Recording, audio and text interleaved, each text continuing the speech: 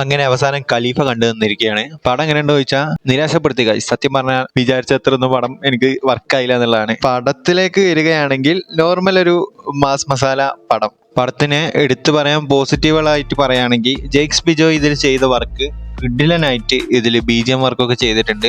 അദ്ദേഹത്തിന്റെ ഈ വന്നതിൽ ഏറ്റവും ബെസ്റ്റ് വർക്കാണ് ഖലീഫയിൽ. ചില സമയങ്ങളിൽ BGM കുറച്ച് കൂടിപ്പോയി എന്നൊക്കെ പറയാം. പിന്നെ എടുത്തു പറയണം, പൃഥ്വിരാജിന്റെ ഫൈറ്റ് സീനും പൃഥ്വിരാജിന്റെ സ്ക്രീൻ പ്രസൻസും ഈ പടത്തിന് കുറച്ചും പാടെ ഹൈയിലേക്ക് എത്തിക്കുന്നു. പേഴ്സണലി എനിക്ക് നല്ല വർക്കായി.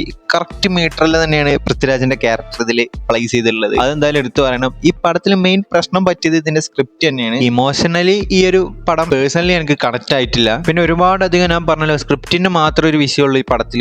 പിന്നെ ഈ പടത്തിലുള്ള ബാക്കി കാര്യങ്ങളൊക്കെ ടോപ്പ് ലെവൽ തന്നെയാണ്. ഇതിത്തെ വന്ന ക്യാമിയോസ് ഒക്കെ കിടിലൻ ക്യാമിയോസ് ആണ്. പിന്നെ തിയേറ്ററിൽ നമുക്ക് ആർമാദിക്കാനുള്ള സംഭവങ്ങളൊക്കെ ഈ പടത്തിലുണ്ട്. ഓണത്തിന് ഒരു ആക്ഷൻ പടം കാണേണ്ടവർക്ക് തീർച്ചയായിട്ടും പോയി കാണാം. നമ്മൾ വിചാരിച്ചത്ര ഹൈപ്പിനുള്ളതില്ല.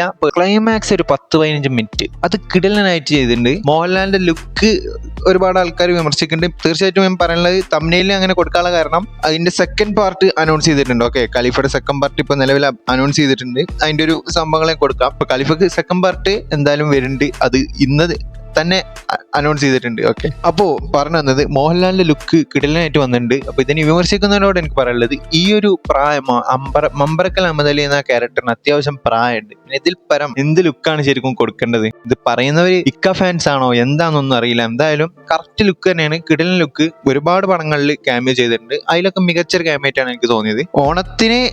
ഓണം ക്ലാഷിൽ വിന്നർ ആവാനുള്ള സാധ്യത കുറവാണ്. ഇനി നമ്മൾ നാളെ ബത്ലഹേം കുടുംബ യൂണിറ്റ് വരാനുണ്ട്. തീർച്ചയായിട്ടും ഗിരീഷ് ഷെഡി ഗ്യാരണ്ടി ആ പടത്തിൽ നാളെ ബത്ലഹേം കാണാൻ പോകുന്നവര് തീർച്ചയായിട്ടും കമന്റ് ചെയ്യാം. അങ്ങനെ ഖലീഫയുടെ പൊട്ടിക്കൽ അവസാനിച്ചിട്ടുണ്ട്.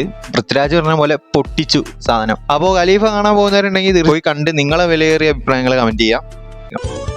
അപ്പൊ ഇനി എങ്ങനാ കാര്യങ്ങളൊക്കെ?